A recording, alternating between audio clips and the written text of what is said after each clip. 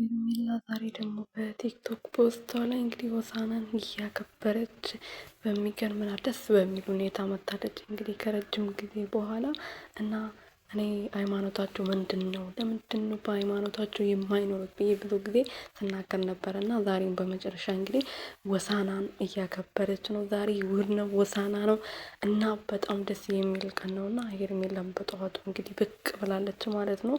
ቀን ደግሞ ከዚህ በበለጠ ነገር ደግሞ ይመጣሉ ብዬ አምናለሁ። አሁን ግን እንደዚህ ደስ በሚል ሁኔታ ዛሬ አምሮብሻል። የምሬን ነው። እንደዚህ አምሮብሻል። በቃ ትንሽ ትነትራትሽን ይተሻል። ሰላም ሰላም ቤተሰብ እንዴት ናችሁ? ደህና ናችሁ ወይ? እኔ ያለሁ እግዚአብሔር ይመስገን። በያላችሁበት ሰላማችሁ ብዙ ትርፍርፍ ይበልልኝ።